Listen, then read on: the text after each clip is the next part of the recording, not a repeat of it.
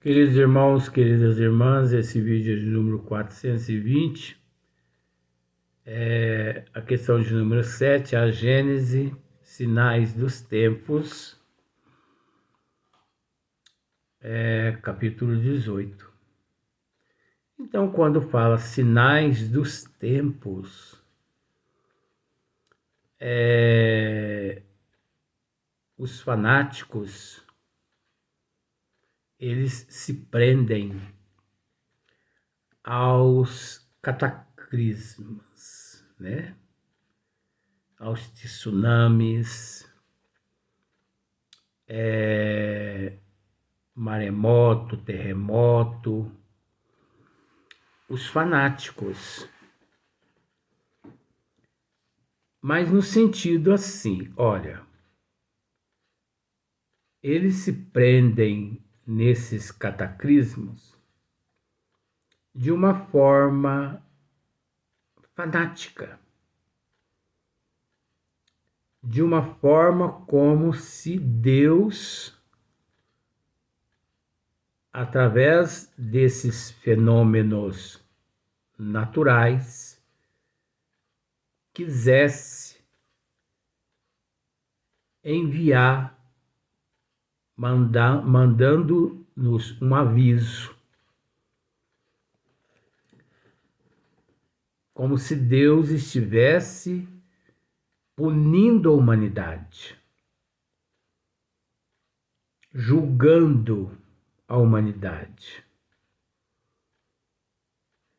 Então, é comum os ignorantes dos desígnios de Deus, nesses períodos, dizer assim: esse terremoto, essa guerra, é um aviso de Deus, é um castigo de Deus.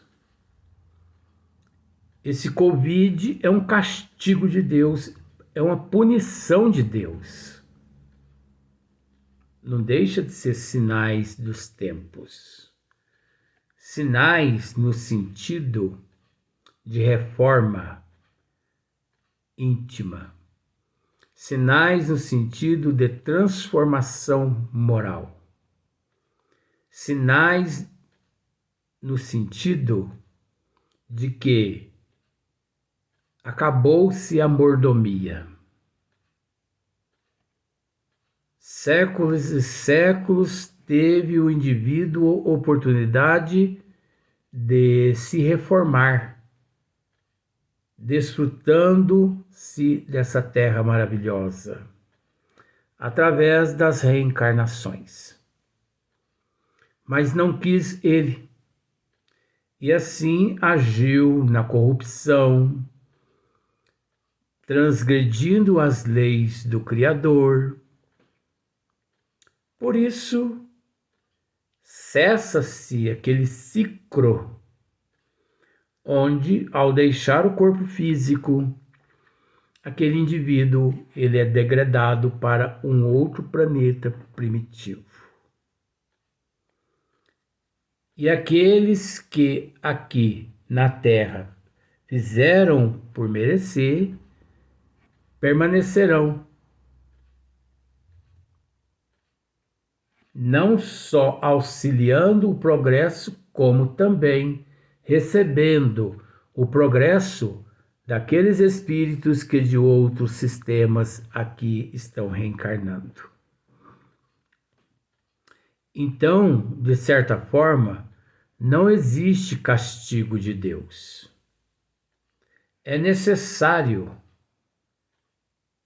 vamos assim dizer, essas intempéries, esses cataclismos, essas situações todas calamitosas, faz parte da misericórdia divina. Tudo isso são provas de que existe a imortalidade da alma. Existe a pluralidade das existências. Existe a comunicabilidade com o mundo espiritual. Ninguém morre, apenas deixa ele ou ela para trás aquela roupa que, por um motivo ou outro, fazendo-se parte de uma programação reencarnatória, auxiliou aquele espírito, aquela alma, durante aquela programação aqui no corpo físico, depois, retornando a alma ao plano espiritual, à erraticidade, ficando para trás aquele corpo perecível. Quando ele se desintegra, todos os elementos, os quais compostos, retornam-se à natureza de Deus. Então é preciso entender que é necessário vamos dizer assim, esses sinais dos tempos. Tanto na parte material, quanto na parte intelectual, quanto na parte moral. Então, olha só aqui para ver. Desse conflito, forçosamente se originarão passageiras perturbações, até que o terreno se ache aplanado e restabelecido o equilíbrio. Estabelecido o equilíbrio. É, pois, da luta das ideias que surgirão os graves acontecimentos preditos, e não de cataclismos ou catástrofes. Está vendo só? Puramente materiais. Os cataclismos gerais foram consequências do estado de formação da Terra. Hoje não são mais as entranhas do planeta que se agitam, são as da humanidade. Mas, meu Deus, Kardec é demais. Vamos repetir? Tá gostoso, não tá? Os cataclismos gerais foram consequências do estado de formação da Terra. Então, o tsunami é o resultado de choques nas placas tectônicas. Vulcão é o resultado também de rachaduras no granito da Terra e também rachadura nas placas tectônicas. É um processo natural da natureza. Então, os cataclismos gerais foram consequências do estado de formação da Terra. Hoje não são mais as entranhas do planeta que se agitam, são as da humanidade. Agora é preciso entender que, conforme tudo encontra-se de acordo com a misericórdia divina, é preciso entender que um automatismo, através da inspiração e da intuição, leva o indivíduo a construir em áreas de risco, de uma certa forma, cataléptico e letárgico, no estado de consciência rudimentar, como se fosse uma consciência rudimentar. Porque você observa bem, existem milhões de pessoas pelo mundo afora que constroem suas casas nos barrancos, nos morros. Ora, meu Deus, nós sabemos que existe ali todo um sistema sócio-psíquico, né? Econômico. Nós sabemos. Mas e que a necessidade leva as pessoas a construírem naqueles lugares. Mas será que justamente essas necessidades não se encontram vinculadas à lei de atração, à lei kármica, à lei de provas e expiações? Será que essas pessoas, elas não buscam os lugares condizentes à necessidade de sua aprovação? Porque são as pessoas quem buscam. Não é a providência divina quem as inspiram para que elas construam nessas áreas de riscos. Porque, caso contrário, a providência divina estaria, de certa forma, assassinando e matando milhões de pessoas. O próprio magnetismo de provas e de expiações, as dívidas do indivíduo que o levam a levantar acampamento aqui, acolá, em áreas de risco. Dá para você entender? Porque naquele momento a pessoa não raciocina que tudo aquilo ali encontra-se numa instabilidade tremenda e que tudo vem abaixo na primeira chuva que surgir, que aparecer. E as pessoas que constroem cidades sobre uma falha tectônica. Atração.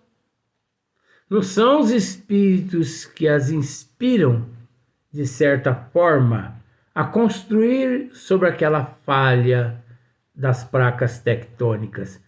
Elas mesmas, comprometidas com a providência divina,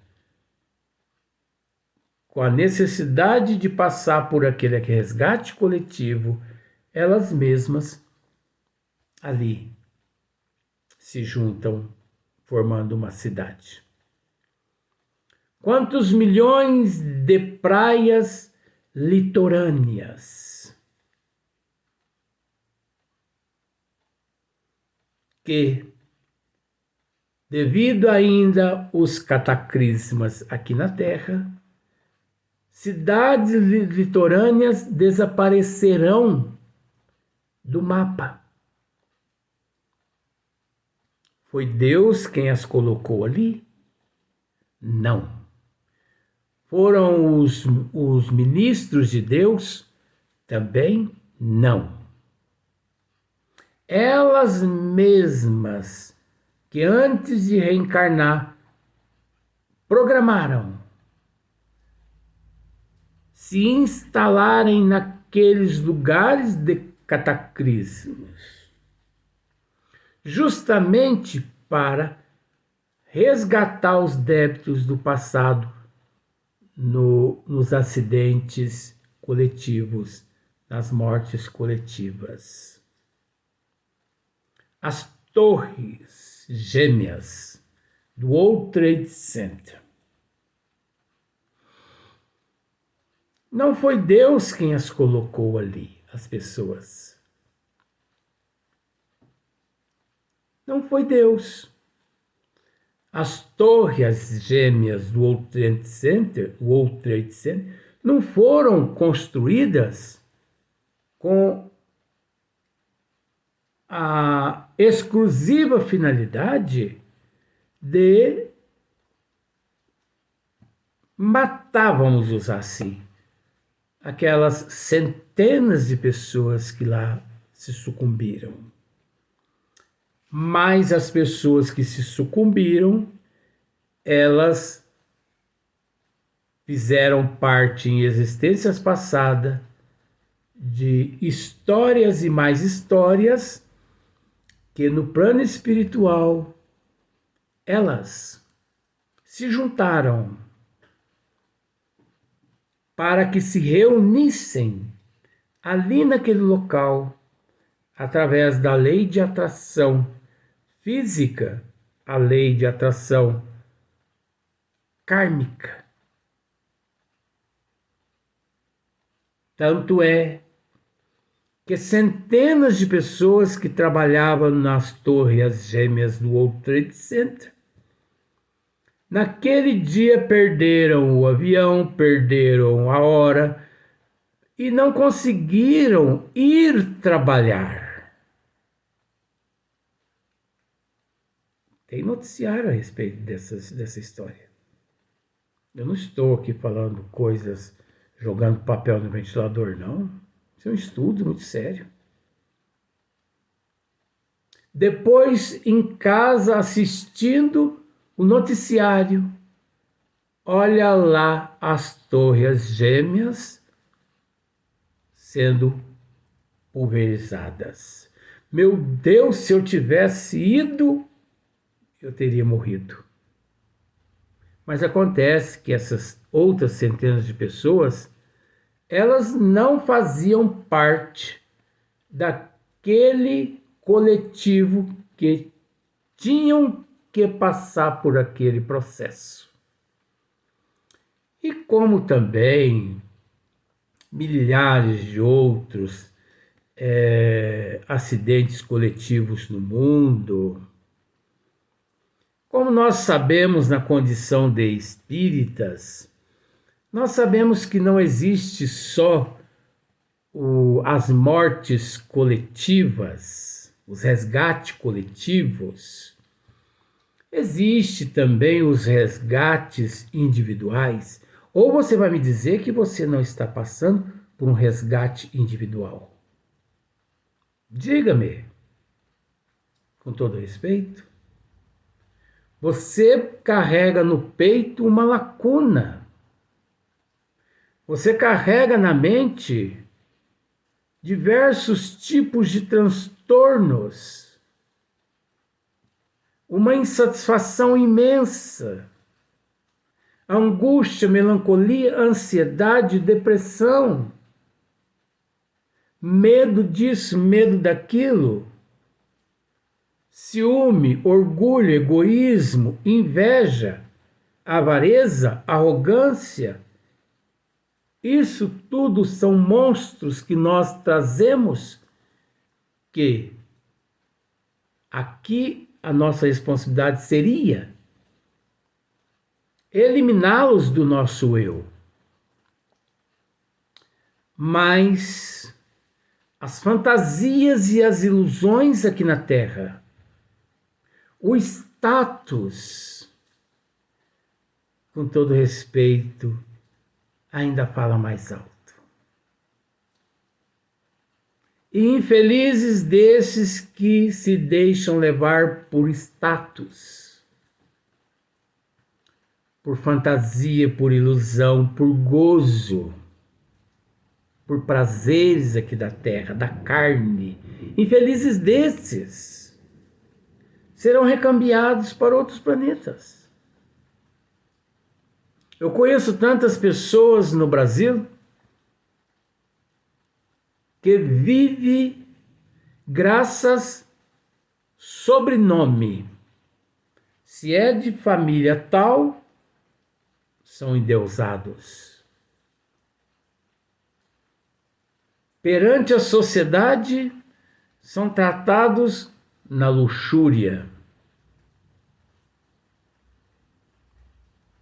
Quantas pessoas no Brasil vivem ainda de brasão? Você sabe o que é brasão, né?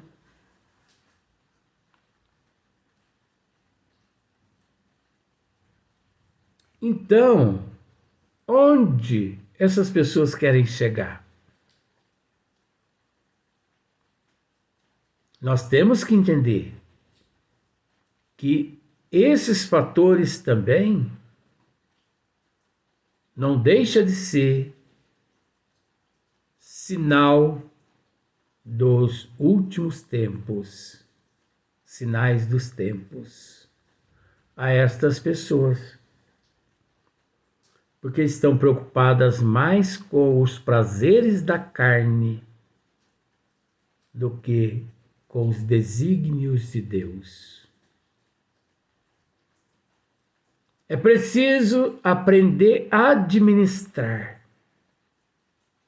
O que muitas pessoas, é óbvio, não generalizando, ainda não aprenderam e ainda não sabem administrar. Administrar o medo, administrar a ansiedade, a angústia, a melancolia, administrar a depressão, administrar a fama, administrar bens materiais, administrar desejos, fantasias e ilusões. Mas isso o indivíduo traz desde o berço, de outras existências passadas. Ele traz no âmago essa centelha divina que o inspira a hoje ser melhor que ontem, amanhã melhor que hoje.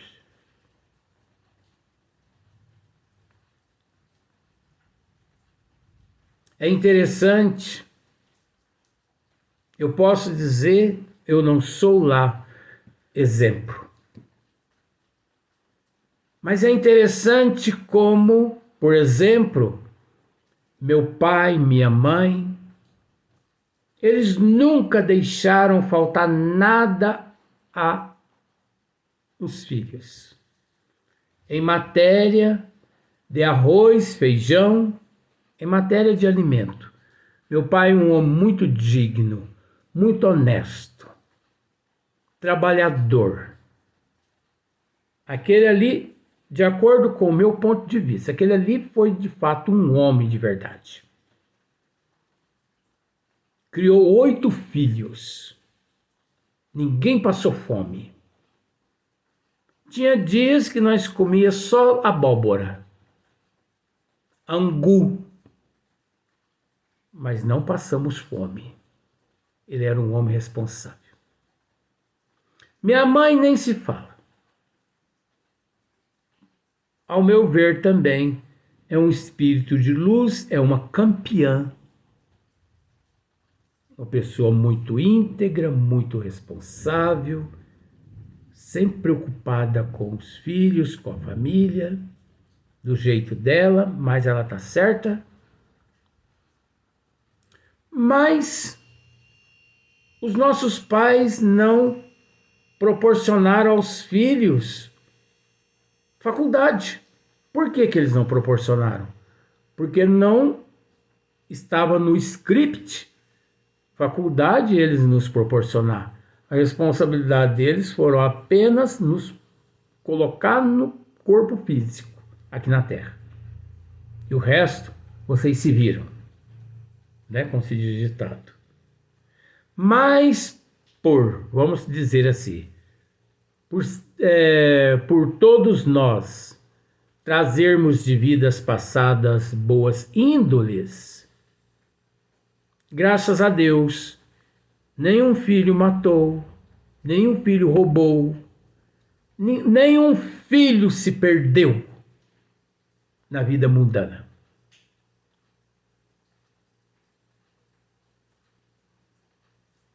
Ninguém, nenhum filho. Por que ninguém se perdeu? Porque todos nós trouxemos de vidas passadas uma certa bagagezinha. Eu tenho que agradecer muito a minha mãe, ao meu pai, por eles terem me concedido essa oportunidade nessa existência de 54 anos aqui no corpo físico, de acordo com a minha programação reencarnatória. Porque eles me deram a oportunidade de aqui me encontrar. Então esses 54 anos é uma dívida que eu tenho para com eles, que eu nunca hei de pagá-los. Nunca hei de pagá-los. Porque tem dívidas que a gente não consegue pagar. Mas faz parte da evolução. Faz parte dos sinais dos tempos. Se nós pararmos para analisar de acordo com a psicologia espírita, à luz da doutrina dos espíritos. Não íamos gravar mais, mas eu, aqui dialogando com o Vó durante as transmissões aqui, eu resolvi, vou gravar mais. Então vamos para o próximo vídeo.